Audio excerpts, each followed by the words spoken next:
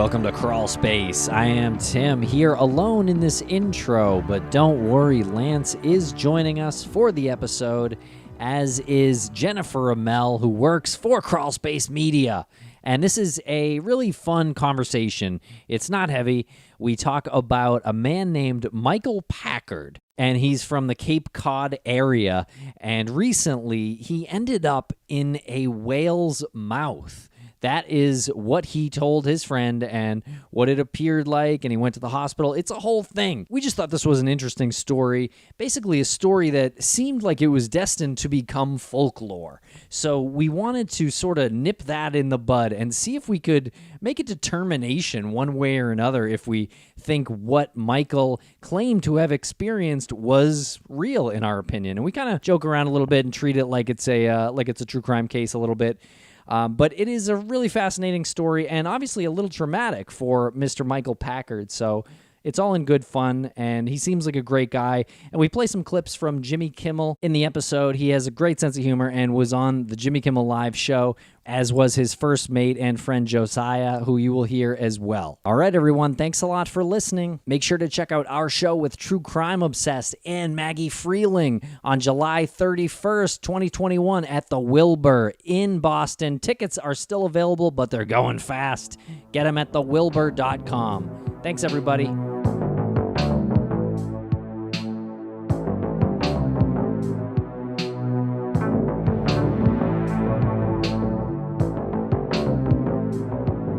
All right, here we are back on Crawlspace. We are being joined now by Jennifer Amell. What's going on, Jen? I'm doing really well. It's a little rainy outside my hatch, but otherwise, pretty good. I didn't even know you had a window in your hatch.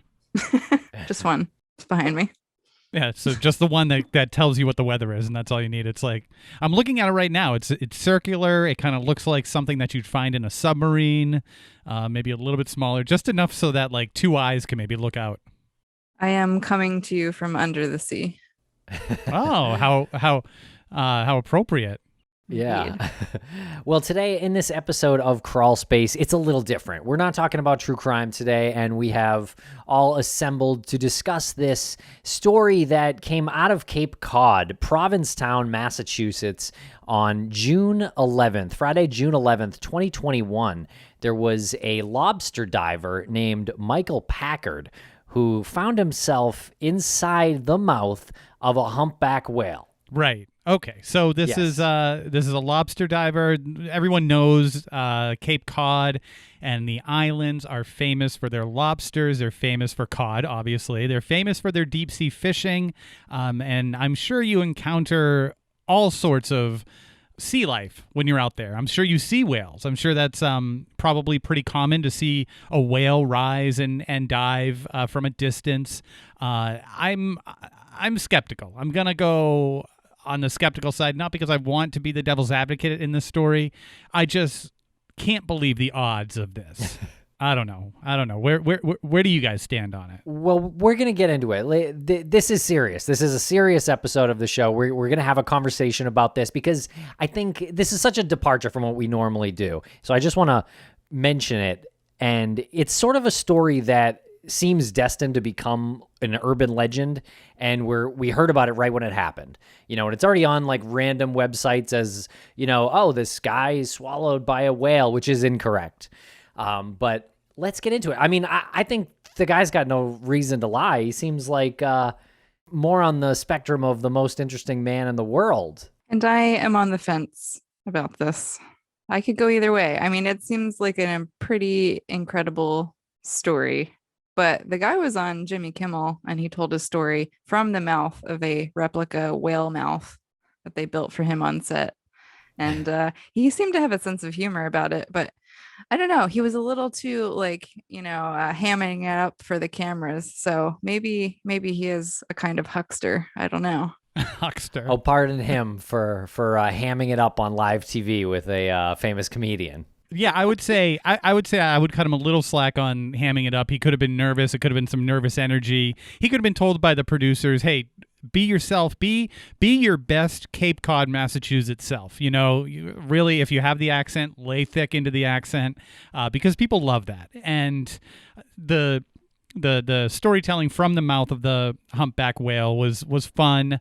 I don't know how much PTSD one would suffer from that, other than having the moment happen, being absolutely convinced you're going to die because you don't know where you are. He said he felt like he got hit by a freight truck, and then it was darkness, and then water was just rushing in, which is crazy. Yeah. And that's how he was going to go. Like, that's what he was saying. This is how I'm going to go. And then all of a sudden he's not dead, and he's got this great story. So I could see a lot of mixed emotions going on and a lot of nervous energy.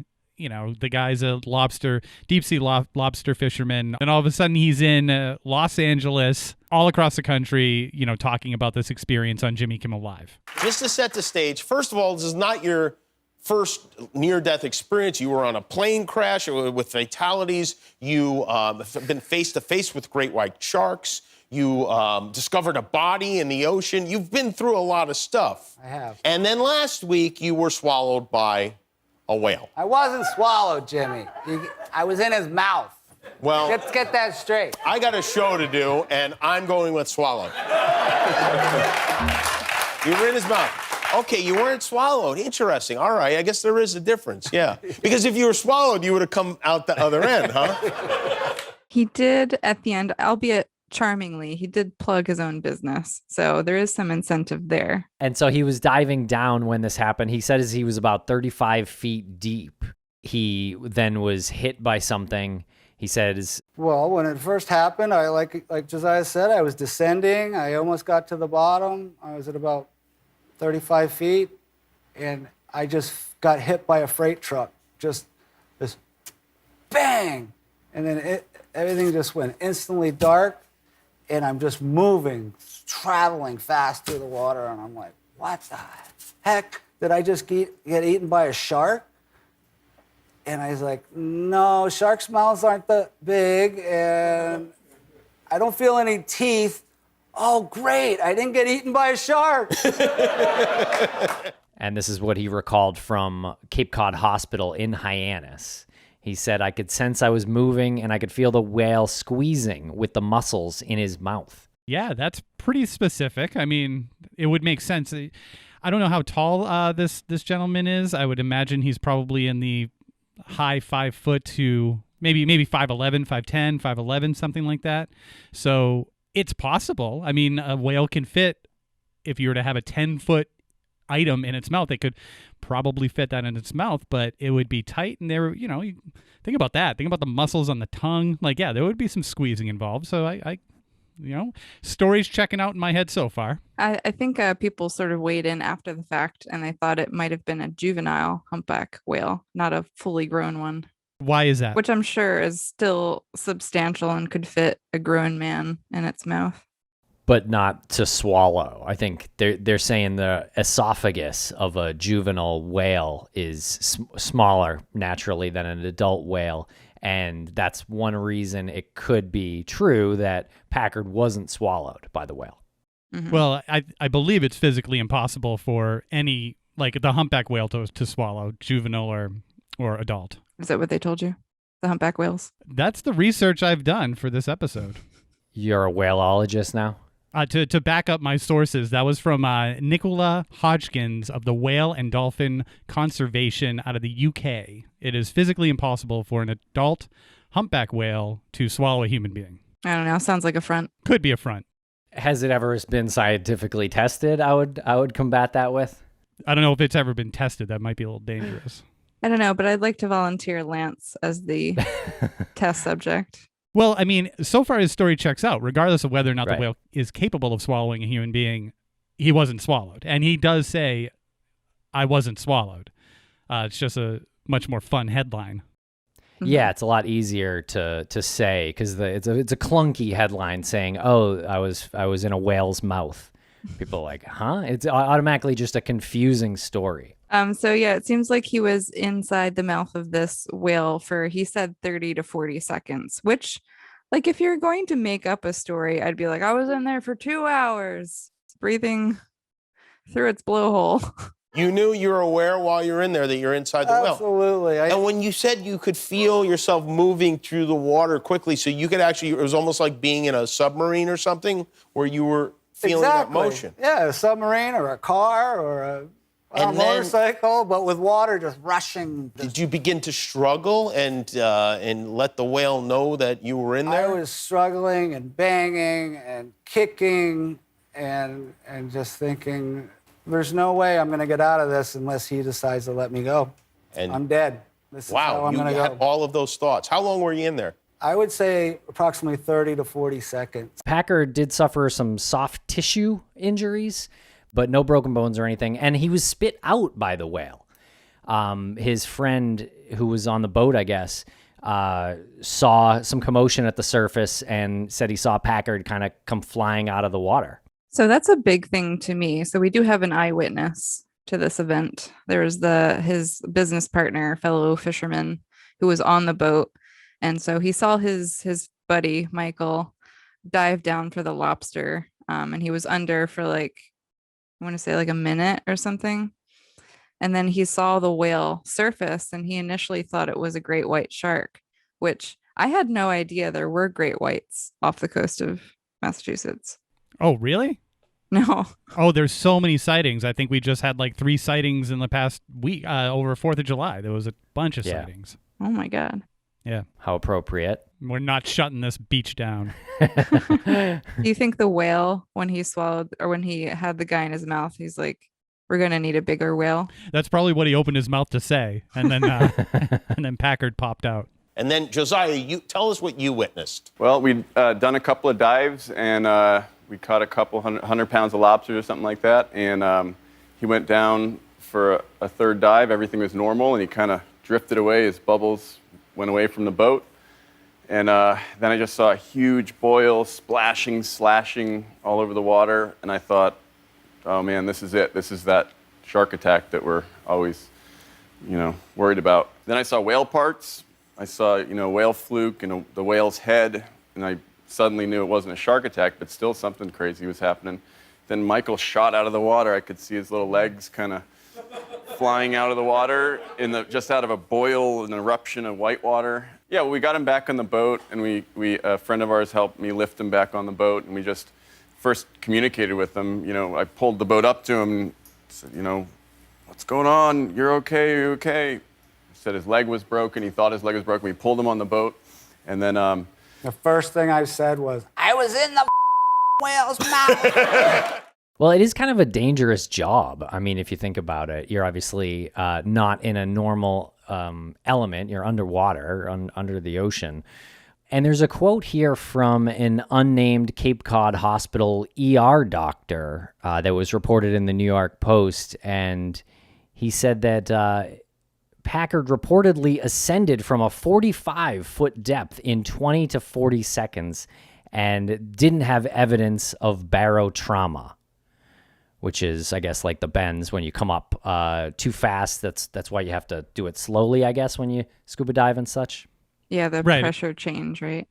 Yeah, you have to decompress or something, but I got to wrap my head around 45 feet. First, I have to wrap my head around, how did they estimate that? Why wouldn't it be did he say, I think it might have been 45 feet, or he was diving at 45 feet, and that's where he was hit? So he... Yeah, I think Okay. he says he was around 35 feet when he got, what he described as hit by a freight truck. He was heading to the bottom, to the bottom there of the ocean to grab lobsters, I guess. Right. So I think you're probably right that the whale was probably further down than where he was when he ended up in the whale's mouth, maybe. Okay, so it's a good estimate. I mean, if it's pretty fair. If the surface floor of where they, I guess, set the lobster trap, they probably know how deep that is based on the length of the rope. So yeah, 45 feet. But you come up through there. How long did they say? 2 to 3 seconds or something? Said 20 to 40 seconds. For him to shoot up. Yeah. That Out of the seems like a whale. long time. That does. You're right. Mm-hmm. The whale's obviously a big beast. Could probably get up to the surface a lot faster than that. I mean, yeah, I guess we don't know how fast the whale went to the surface. No whale eyewitnesses, Jen? Well, I feel like this story is super one-sided. Nobody has interviewed the whale That's in true. this case. That's very true. Want to track down that whale. I mean, how do we know if the whale was injured or not? Exactly. Wasn't pleasant for the whale, I bet. Well, again, very charmingly, Michael used his last few seconds on Jimmy Kimmel to actually apologize to the whale for getting in its way, which I thought was really cute. I want to apologize to the whale for getting in his way. And I won't ever do it again. I don't want to be the devil's advocate guy, but a whale's big. How did he not see it coming? So when whales are skimming for food near the bottom, or like where they see a grouping of fish, it blinds them when they open their mouth, so they actually can't see. No way. So they're just sort of intaking everything through their giant open mouth, and whatever is there is just going in. Exactly. Interesting. Okay, I can see that happening, and I can see him getting like just slammed right into it. You know, if his back's turned, like how would he know? I'm sure there would be like a gush of water or something, like I don't want to say a wave, but you know, you probably feel it coming for a second before it happened. Yeah, my bigger question is how come Michael didn't see the whale coming? No, that's what I'm saying. Like, yeah, his back could have been turned to him. Yeah, that was my original question, but you answered it where, you know, from the whale's point of view, which is, both are fair questions. I think maybe more fair for the whale because he was going straight, you know, theoretically. Like, we don't know which way Packard was going. He was going down, I guess, when he was intercepted from the side. Obviously wearing goggles. A scuba mask. Yeah, so probably limiting his peripheral vision there. That's true. And whales can cruise along. They sure can. I mean, I'm starting to buy this a little bit. I'm starting to buy it a little bit, and then, you know, it takes a second for the whale to be like, what is in my mouth? Like, kind of smashing it around a little bit and just being like, nope, this is gone instantly. You know, I can't swallow this. My esophagus is only 15 inches. Yeah, well, Michael said that he was like kicking and flailing around and trying to like hit the inside of the whale's mouth, and the whale was like shaking its head. What does that feel like? Being inside a whale head being shook. Is it fast, do you think? Or is it slow? What about like maybe it feels like being on one of those things at the carnival that like rotates, you know, like you're in one of those things and you're kind of like trying to hold yourself up. Maybe something like that, I feel like. Maybe. I can't imagine the muscle mass of a whale like shaking its head underwater. It was probably pretty fast. Doesn't this sound like NASA training? It's like, well, we'll put the astronauts inside a whale and have them experience the G-force. One thing that I find interesting and possibly odd about this story is apparently the more you look into Michael Packard, the more rare things that he's had happen in his life, like survived a deadly plane crash. Yeah, I was really surprised to read that in your research, Tim. Yeah, so this was back in 2001 or something? That is right. Yeah, it seems like November or December of 2001. Michael Packard was 38 at the time, and he was on an airplane that crashed in Costa Rica. So he was one of 6 passengers on board a Sansa airline flight from San Jose, which is the Costa Rican capital, to Porto Jimenez, which is only about 80 miles away. So this is like a little passenger plane. Yeah. Do you know how absolutely lucky you are to survive that? There's nothing in place to, as far as like if you're going down, not a whole lot of bumper room in there. Especially whatever you're flying over in Costa Rica. There's not a whole lot of smooth terrain to make a emergency landing. Is there anything that is said about the remaining passengers or the pilot? I wasn't sure if he was the only survivor. 3 people on the plane were killed, including both pilots, but 4 people survived. So Packard was one of them. 2 other Americans, John Brandon and Maureen Brandy, were also a part of the survivors. And I guess the 4th survivor is not named in this article here from the Cape Cod Times back in 2001. So that's sort of, I don't know, is a little bit of a twist in this whole story. This guy's got 4-leaf clovers in his pocket, or maybe he's just a living legend. Or maybe he's telling some tall tales. I don't know what's going on. I mean, obviously, the plane crash is confirmed. We know that. He did suffer quite a few injuries, too. I think he had some facial lacerations or something and a couple broken bones in his arms and legs. So he definitely suffered from this incident. What makes me like a bit skeptical of his second crazy tale of being in the mouth of a whale is that he didn't really suffer many injuries, right? I guess he wasn't in there for that long. But I'll say, I feel like anyone who has taken on the occupation of deep sea anything has a natural tendency to do things that would put themselves in a position to get into a plane crash in Costa Rica. Like he goes to Costa Rica on a fishing expedition, right? And that's like almost he's looking for the extreme version of what he does all the time. I mean, that's I don't want to say extreme in the sense of like, like extreme surfing or anything like that, but he's always looking for the next step up is what it feels like to me. So anyone who's putting themselves in that position probably has more of these occurrences happening to them that seem kind of remarkable when none of us are professional deep sea lobster fishermen. I'm sure once you go down to that depth and you experience those things there, it gives you an adrenaline rush. It fires off endorphins, and you're like, what's the next thing I can do? This guy probably skydives and things like that. Yeah, and the way he fishes for lobsters is like pretty badass too. Yeah. I mean, he doesn't like use a trap or net or anything. He like dives down and picks them up by hand from the sea floor, which is really cool. Oh, right. I forgot that part. So that makes sense. That's exactly how he knows that he was 45 feet down. Yeah. Yeah, he was wearing scuba gear. Well, also, that's sort of like a rogue way to do it, too, because when you set your traps, you sort of set your territory. So if you're going out there to lobster fish and you see the buoys, like the bobbers that indicate that there's a trap below, you don't fish that area. So he's sort of like, not scavenging, but he's like, or scavenging. He's like a rogue fisherman. He's going down where it's clear and not setting traps and sort of smash and grabbing. And Packard has had some close calls with great white sharks. He has seen them. It says here in this article he was an abalone diver on the West Coast in an area with great white sharks that have a history of attacking divers, and he lost some friends to the predators. So, yeah, to your point, Lance, absolutely. And it was also reported on Jimmy Kimmel that he found a body in the ocean. This guy has lived a life.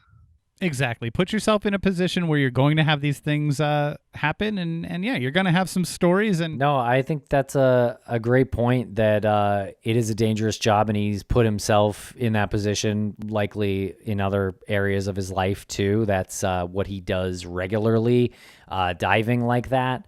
Again, it's just out of your element immediately. It's like, it's dangerous for that point alone, not to mention all the sea creatures that could put you in their mouth. Right. And how he was 38 years old when he got in the plane crash in 2001. So he's 58. He's pushing 60. I'm kind of leaning towards like, why would he make this up? And why would he get his first mate to go along with this? I mean, unless something else happened and he came popping out of the water and then decided to lie about it to his first mate. But it doesn't make any sense there either, because he thought he got hit by great white. Right.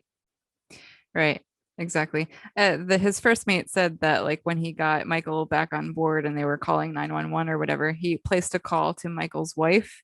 And like, imagine getting that call as his wife. Josiah, you called Michael's wife and explained this to her? I tried not to. I just tried to say, Michael's okay. I always lead with, Michael's okay, but... Oh, this has happened before? Well, anytime there's anything, on the boat. And so, I called her and let her know. She had to call me back shortly after to verify what she just heard. And I was trying to downplay it. No one would believe it with the ambulance or with her. I was just said, we had an encounter with the whale. I didn't want to go into it. Come on, Michael.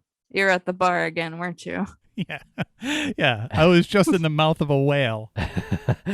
And there is a quote here from a Don Ferris in this Cape Cod Times article. Don Ferris of Don Ferris Dive Training of Cape Cod.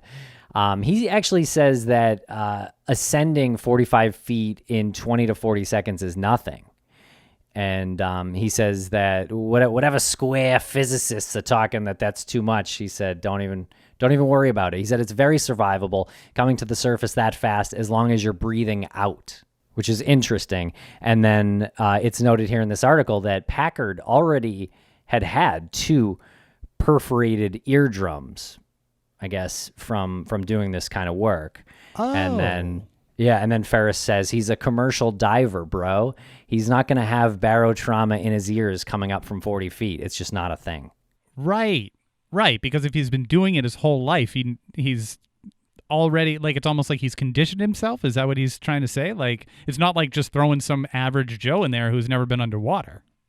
Yeah, that's true. I mean, it also wouldn't like show in damage to his eardrum either if he already had damage there. His already damaged eardrams. Yeah. So if they're looking for damage there and there's already damage and it's old damage, then they're not going to see any new damage. Interesting. Okay. I'm almost on board here. Yeah. Yeah. And that is in an article that is titled Cape Cod Scuba Divers Believe the Lobster Diver Who Says He Was Trapped Inside a Whale. And so they have quotes from several people from that area, and there's another one here. I don't think he's lying at all. I think it's amazing what happened. Very strange. I mean, I would say that's a check in his column that obviously this happened because his peers are saying it. I mean, maybe they just stick up for you no matter what, being from that world. But it seems like I would think someone who is also in that world would be the first to call bullshit. Yeah, that's true. They know better than us. So apparently there's like quite a famous story of someone else getting swallowed by a whale back in the 1800s. His name was James Bartley. And he was apparently on some kind of like whaling expedition, fell into the water and was actually swallowed by the whale. And I think spent allegedly 36 hours in the belly of a whale until this whale was harpooned, taken onto a boat, cut open, and he was there inside the whale's stomach. Okay. Now that sounds like a tall tale. It sure does. So I looked up some science on what would happen if you were actually swallowed by a whale. Is there no like stomach acid? Exactly. Yeah. So there's lots of acid that would eat away at your skin. So there would be lots of damage. I mean, there is reports that he was like very, very white, his skin after coming out of the stomach. I don't know what skin looks like if it's being eaten away by bile acids. But apparently like there's way less oxygen in there and an increase in methane gas too. So it's possible he would have just like asphyxiated in the whale before being pulled out. I gotta say, if this is a true story, kudos to everyone on board the ship to like track down the whale for 3 days. Yeah, find the right seriously. one, like kill it. Come on. Wait, is Come that on. what happened? It was like a thing like that they seeked this whale who swallowed their friend out of vengeance? No, I maybe that's just the way my brain put it together. I have no idea. Oh, okay. But he was in there for 36 hours. Uh-huh. And then the whale was harpooned and then cut open and they found him. I'm assuming it was because they were looking for him. I think the Wikipedia, take it as you will. Wikipedia says that his peers had harpooned the whale and Oh, okay. cut the whale open. I mean, either way, it's unbelievable. If it was just happenstance that there was another whaling ship out there and killed the whale and found what's his face? James Bartley. Yeah, there's some part of that story that's definitely fake. If it's not completely fake, I feel like definitely the amount of time he was in the whale is not true or not even close to accurate, has been exaggerated over the years. Apparently, the author George Orwell, famous for writing that book 1984, was obsessed with this story. He wrote about it twice in separate novels. I think one was called Coming Up for Air and another essay called Inside the Whale. It's a little on the nose. It's surprisingly specific for Orwell. Indeed. What kind of metaphor for communism was this? Right. Right. Well, they all banded together and they harpooned the consumer of the little man. Yeah, the whale is big business. Exactly. The whale represents big government and big business. Big everything. Big ocean. Maybe I'm just being insensitive, but if you were on a whale watching expedition and someone fell in the water and you saw them go into the mouth of a whale, wouldn't you just be like, well, that guy's done? like would you grab your harpoon and say like, let's get him, boys? I would grab my harpoon and dive in from the top level of the boat. Do like a 300 jump? Yeah, I would leave my phone on the deck though. Oh yeah. Just, you don't want the salt water in that. Right. And then everybody from the 1800s would be like, what? What's this thing? Right. But I mean, maybe they're just bored back then. When did this happen? 1890s, I think. 1890s. God, it feels like there were a lot more tall tales back then, like before the internet, before like the aforementioned cell phones in pockets that would have taken a picture of this person inside of a whale. I mean, there's people still don't trust the news. So Good point. it seems like a lot easier to make up a story like this back in the day. But yeah, it's a really famous story, whether it's true or not. Was that part in Pinocchio based on that story? Well, I think it was probably based on the Bible story, Jonah inside the whale. But yeah, Geppetto definitely got swallowed by a whale. Now, was Geppetto swallowed or just in the mouth? I forgot. I think he was in the mouth because he like built a little fire. Yeah, didn't he have a lantern? Yeah, he was with his lantern. He was on a raft, and then he built a fire up so the whale would sneeze him out. Oh, right. I don't know That's how I smart. remember this in such great detail. Maybe because it traumatized me as a child. As all good Disney movies do. Yeah, exactly. What do you think his friends are going to nickname him from here on out? Jonah's definitely a given. Geppetto, maybe. Yeah. Moby Dick. I'm going to go with that he's not getting a nickname from this for two reasons. I know he's got a sense of humor about it, but he did seem a little traumatized. Like he actually didn't want to get inside the whale that they made for him at Jimmy Kimmel.